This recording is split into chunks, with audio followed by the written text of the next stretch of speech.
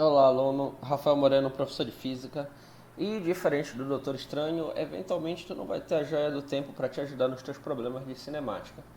Então, eu quero te ensinar um método de resolver esses tipos de problema utilizando a equação de Torricelli, que justamente não tem um tempo na sua fórmula. Olá, aluno. Espero que tu estejas muito bem. Eu estou revendo a aula e acabei de perceber que eu passo o vídeo todo falando Torricelli, sendo que esse cara era italiano, então deveria ser Torricelli. Eu estou corrigindo isso para caso tu vejas uma aula parecida, só que de outro professor. Aí esse cara vai estar chamando de Torricelli, eu aqui estou chamando de Torricelli, mas é o mesmo cara, tudo bem? Isso não afeta em nada a tua experiência na aula, então aproveita o vídeo e até mais. Ah, a propósito, qualquer problema com continha ou qualquer coisa que ficou estranha, comenta para que eu corrija, tudo bem? Até mais e boa aula. Então, a questão problema que vai servir de exemplo para a gente utilizar essa técnica vai ser a do CIS de 2020. Inclusive eu já compartilhei com alguns alunos e alguns tiveram dificuldades para resolver esse problema. Vamos ler junto. Na Lua, a aceleração da gravidade é aproximadamente 1,6 metros por segundo ao quadrado. Nota, unidade de aceleração. Se um corpo for abandonado em queda livre na Lua, abandonado significa que ele começa a se mover da velocidade igual a zero, do repouso, tá? A 20 metros de altura do solo. E isso, no caso, vai ser a altura ou a variação da posição. O valor absoluto da velocidade, instantes antes do corpo tocar o solo lunar, será, e eis as alternativas. Uma das primeiras etapas para que tu resolvas essa questão é destacar os dados que o problema te mostra, assim tu não vai precisar ficar revisitando o texto perdidamente. Então, destaque a aceleração da gravidade, o valor dela, 1,6 metros por segundo ao quadrado, a informação abandonado, que te diz que o corpo começa a se mover do repouso, a altura de 20 metros e a velocidade, que eu coloquei em vermelho justamente que é a informação que nós vamos procurar durante a resolução. Então, eu vou organizar tudo numa caixinha para que fique ainda mais acessível, mais rápido para mim durante a minha prova. E eu vou mostrar para vocês as 3 expressões que eu já ensinei durante esse curso, que estão em outros vídeos desse canal. Tá. Então, essa primeira é a função da posição, só que é no movimento retilíneo uniforme, que a aceleração é zero. Como a gente já viu que a aceleração é 1,6, é um movimento acelerado, essa questão não vai ser adequada para o problema. Então, a gente vai poder utilizar as outras duas questões. A segunda, que te diz que a velocidade final vai ser a velocidade inicial mais a aceleração vezes o tempo. A segunda fórmula também não vai funcionar tão rapidamente, porque a gente não tem a velocidade final, é o que a gente está procurando. Essa velocidade inicial é zero, a aceleração a gente tem, mas a gente também não sabe por quanto tempo esse corpo está caindo. Então a gente teria uma fórmula com duas incógnitas, a gente não conseguiria resolver.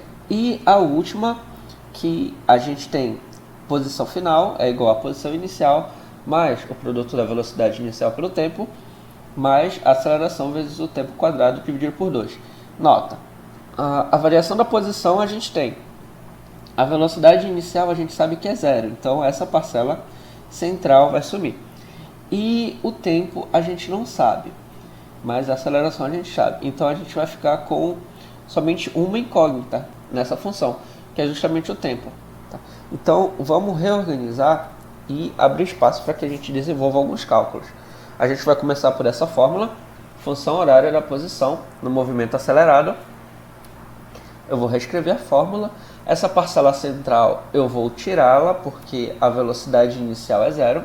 Eu vou reescrever a fórmula. Eu vou passar esse S0 para o outro lado, pois a variação de posição vai ser igual à altura e a gente já sabe quanto é a altura. Então fica bem mais simplificado. Como eu quero saber o valor do tempo, nessa igualdade eu vou isolar o tempo. Então, em vez de escrever h é igual a aceleração vezes o tempo ao quadrado dividido por 2, eu vou dizer que o tempo é igual a raiz de 2h dividido por a, ou seja, 2 vezes a altura dividido por aceleração. E aí cabe somente substituir os valores. 2 vezes a altura, que é 20 metros, a aceleração, que é 1,6. Aqui é matemática, tá?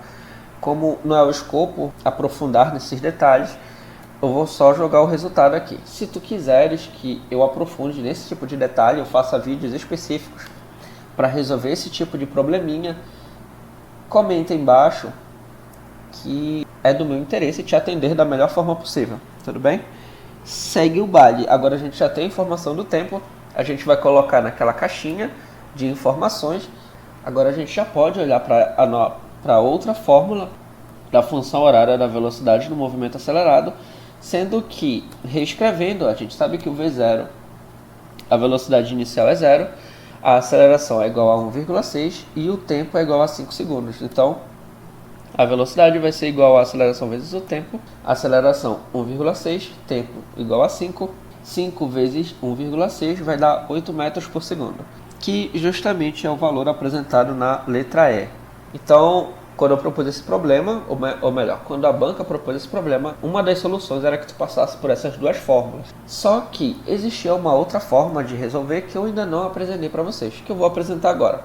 A gente vai montar uma expressão que não dependa do tempo. Aluno, eu vou começar a fazer a demonstração da equação de Torricelli, e para isso eu vou utilizar um monte de habilidades matemáticas que talvez tu ainda não domine. A minha preocupação não é que tu memorize todos os passos da demonstração. A minha preocupação aqui são duas essencialmente. É saber que essa expressão não saiu do meu bolso ou saiu da cabeça de algum lunático por aí e todo mundo começou a pensar que é verdade.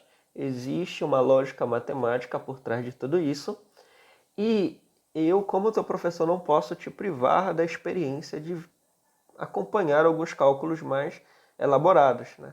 Pensando nisso, eu incluí esta demonstração neste vídeo. Alguns livros costumam pular isso, mas eu acho que é uma etapa importante para ti, tudo bem? Não se preocupa tanto em memorizar os passos de forma alguma, tá? Se preocupe mais em saber o momento certo de usar essa expressão, tudo bem? Volta para o vídeo e... Então, para montar essa expressão, a gente vai usar ainda essas duas fórmulas que a gente usou nesse mesmo problema, só que a gente vai utilizar o valor do tempo nessa primeira expressão, a expressão da velocidade, e vai isolar o tempo. Ou seja, eu vou pegar o V0, que ele está somando, ele vai passar subtraindo, e depois essa aceleração que estava explicando, ela vai passar dividindo. Então eu isolo o T e posso substituir na outra fórmula. E então a gente vai ter uma fórmula que não dependa do tempo. Da seguinte forma, eu vou reescrever a mesma fórmula, só que onde tinha o tempo, eu vou colocar V menos V0 dividido por A.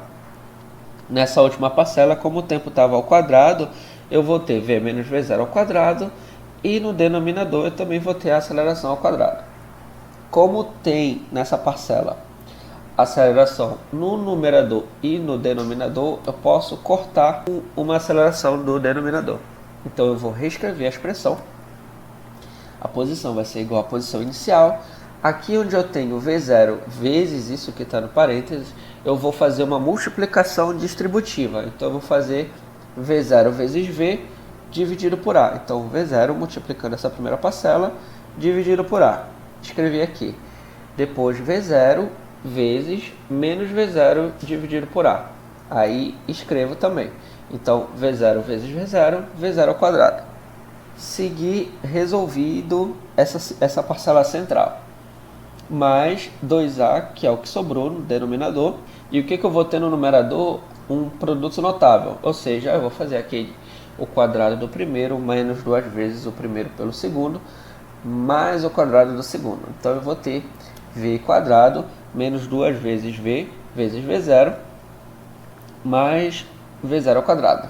Eu vou distribuir esse denominador para as três parcelas que estão no numerador. E eu vou ter esta expressão.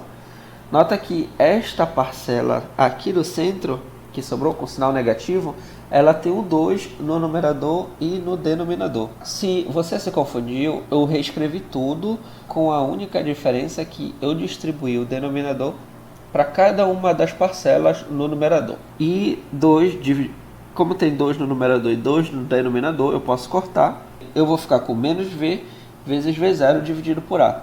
Essa é idêntica à primeira parcela. Como estão com sinais trocados, eu posso cortar uma pela outra. E sumir com elas do cálculo. Então eu vou ter uma expressão bem mais simplificada. Acabou meu slide, eu vou continuar na outra folha, tudo bem? Então vamos lá. Passei aqui a posição inicial para o outro lado da igualdade. Agora eu tenho que a variação da posição vai ser igual a menos v0 ao quadrado dividido por a, mais a velocidade final ao quadrado dividido por 2a, mais velocidade inicial ao quadrado dividido por 2a. Como a gente tem duas parcelas com v0 ao quadrado dividido por a, eu vou deixar uma do lado da outra. Então eu só vou reescrever, só reordenando as parcelas.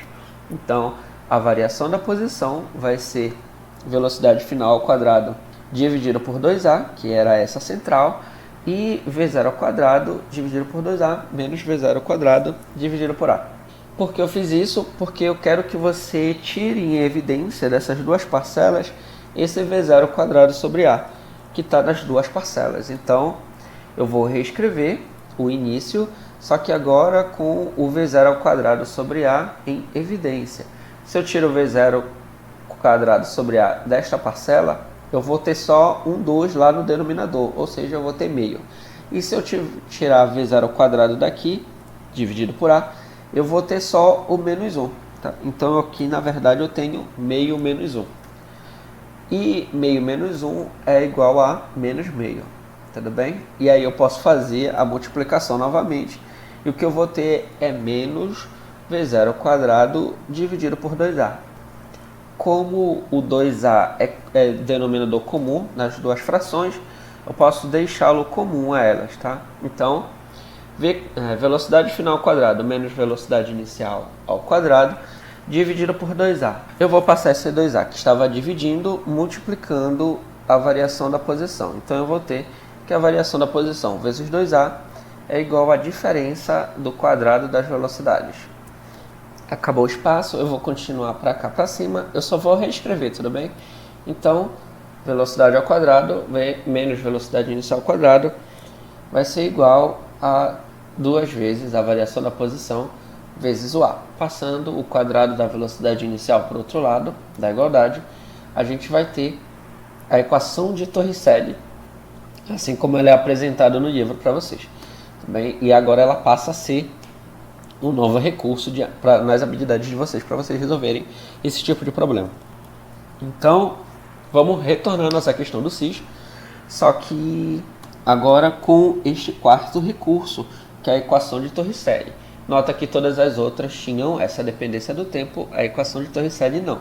Ela não vai precisar do tempo para tu calcular velocidade final, velocidade inicial ou aceleração. Então, vamos mais uma vez dar uma resumida, pegar só esse quadrado que resume os dados do problema e a equação de Torricelli, que vai ser utilizada na resolução. Reescrevo a equação de Torricelli, eu só vou apagar a velocidade inicial, mais uma vez ela é zero, que é o mesmo problema, e eu vou reescrever velocidade ao quadrado vai ser igual a 2 variação da posição vezes a aceleração. Vamos começar a substituir os valores. A variação da posição é os 20 metros, que é a mesma altura, e a aceleração é igual a 1,6 metros por segundo ao quadrado. Substituo no problema. Isso vai dar 64. Isso é igual a velocidade ao quadrado. Para eu saber o valor da velocidade, basta tirar a raiz de 64. 64 tem raiz exata, então a raiz de 64 vai ser 8 metros por segundo, semelhante ao que já encontramos no início, na primeira resolução. Ou seja, o mesmo problema com duas resoluções diferentes. Tá? As duas funcionariam da mesma forma. Tá? Letra E seria a resposta certa. Aluno, a gente agora chega num ponto muito interessante do seu curso, que é o momento em que tu já conheces as 4 equações da cinemática mais importantes. Tá? A partir de agora, elas vão ser só adaptadas para diversos problemas diferentes e que tu vai conseguir descrever movimentos bem mais complexos. Tá? A gente vai começar a misturar isso com trigonometria, com vetores. E a proposta é que cada vez fique mais complicado, mas que para que tu consigas acompanhar isso muito bem, tu precisas dominar essas 4 equações. Então, eu vou propor um conjunto de problemas envolvendo essas 4 equações e é importante que tu saibas identificar qual equação utilizar em cada problema, tudo bem? Vai ser nítido a tua evolução a partir de agora. Então, fica comigo, acompanha os próximos vídeos. Se você tiver dificuldade, comenta. Eu tento basear a elaboração dos vídeos nas tuas dificuldades para que o vídeo se torne cada vez mais eficiente para ti. Tudo bem? Grande abraço e até mais. Esse é o livro consultado do Buongiorno, sempre muito respeitosamente, Rafael Moreno. Até mais. Espero que vocês tenham gostado.